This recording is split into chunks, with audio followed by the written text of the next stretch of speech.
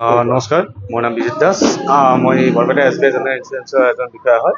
তো আজি ইয়াতে জনিয়া গাঁও পঞ্চায়তৰ অন্তৰ্গত চালেকুৰা গাঁৱত জনিয়া APOৰ সহযোগত প্ৰধানমন্ত্ৰী ফচল বীমা যোজনা সম্পৰ্কে এখন সজাগতা সভা অনুষ্ঠিত হয়, য'ত অৰ্ধশতাধিক খেতিয়ক উপস্থিত থাকে।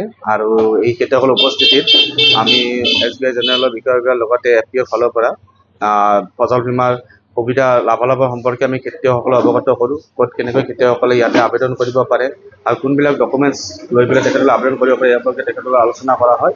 আৰু এই ফচল বীমাৰ লাভালাভৰ সম্পৰ্কে বিতংভাৱে আমি খেতিয়কৰ লগত আলোচনা কৰোঁ। কেনেধৰণৰ সুবিধা ইয়াতে খেতিয়কসকলে আপোনাৰ যিখিনি খেতি বৰ্তমান ৰবি ছিজনত হৈ আছে, সেই খেতিখিনি ইঞ্চুৰেঞ্চ কৰিলে খেতিখিনি ৰোৱাৰ আগৰ পৰা কটিয়ানলৈকে যিখিনি প্ৰাকৃতিক দুৰ্যোগত তেখেতসকলে খেতি নষ্ট হৈ যায় বা বিভিন্ন দুৰ্যোগত শিল বৰষুণ স্থানীয় দুৰ্যোগৰ কাৰণে আৰু প্ৰডাকশ্যন যদি তেখেতসকলে কম আহে, এই সকলোবিলাক ক্ষেত্ৰত ইয়াতে ক্ষতিপূৰণ দিয়াৰ ব্যৱস্থা আছে।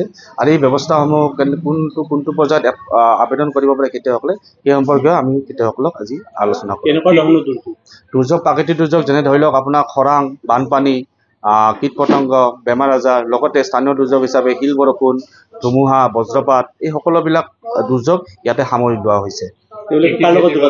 তেখেতসকলে আমাৰ যিটো গভৰ্ণমেণ্ট অফ ইণ্ডিয়াৰ ফালৰ পৰা তেখেতসকলৰ টোল ফ্ৰী নম্বৰ আছে, আমি সেইটো সম্পৰ্কে আলোচনা কৰিলোঁ, যিটো নম্বৰ হৈছে 14447। লগতে আমাৰ ব্লক অনুযায়ী যিবিলাক SBI জেনেৰেলৰ বিষয়ভাৱে আছে, তেখেতসকলক আমি কণ্টেক্ট ডিটেইলছ তেখেতসকলক শ্বেয়াৰ কৰিলোঁ। লগতে তেখেতসকলে স্থানীয় যিসকল এগ্ৰিকালচাৰ অফিচিয়েল আছে, যেনেকৈ গ্ৰাম সেৱক হওক বা ADO ছাৰ, তেখেতসকলৰ লগত যোগাযোগ কৰিব পাৰিব। লগতে তেখেতৰ আজিটো জনিয়া APOৰ বাবে অৰ্গেনাইজ কৰা হৈছে, তেখেতসকলে APOৰ প্ৰেচিডেণ্ট ছেক্ৰেটাৰী তেখেতসকলৰ লগতো যোগাযোগ কৰিব পাৰিব। এইখিনি আমি তেখেতসকলে আলোচনা কৰিম। বৰ্তমান আমাৰ ৰবি ছিজনৰ কাৰণে আলু, সৰিয়হ আৰু মাকৈ খেতি আছিলে, যিসকলৰ অন্তিম তাৰিখ আমাৰ 31 তাৰিখে ডিচেম্বৰত খতম হৈ গৈছে।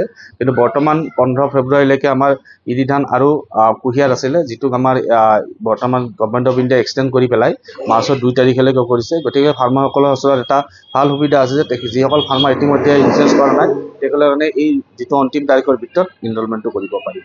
হয়, মই পাইছোঁ আৰু খেতিয়কসকলেও পাইছে, যিসকলে এই ফচল বীমা প্ৰধানমন্ত্ৰী ফচল যোজনা কৰিছিল, সেইসকলে পাইছে। সৰিয়হৰ খেতিৰ বাবে 12,000 কিবা টকা হৈছে। বহুতো আমাৰ গাঁৱৰ যিসকলে কৰিছিল, কৃষকে ফচল বীমা যোজনাটো সেইসকলে পাইছে।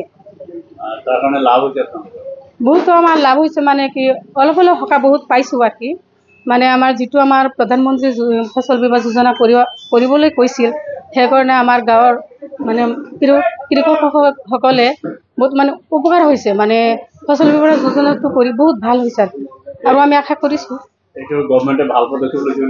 ভাল পদক্ষেপ লৈছে আমাৰ ৰাজ্য চৰকাৰে আৰু আমাৰ এই ভাৰত চৰকাৰে আৰু আমাৰ SBI জেনেৰেলক আমি ধন্যবাদ জনাইছোঁ এইটো মানে প্ৰকল্প লোৱাৰ কাৰণে, আঁচনি লোৱাৰ কাৰণে। মোৰ ঘৰ জনিয়া জিপি বাংলিপাৰা গাঁৱত। সৰিয়হৰ 7,500 কৰিছোঁ 2 বিঘা। এইটোৰ জৰিয়তে আপোনাৰ ৰাইজৰ খেতিয়কসকলৰ উপকাৰ হ'ব বুলি ভাবে নেকি?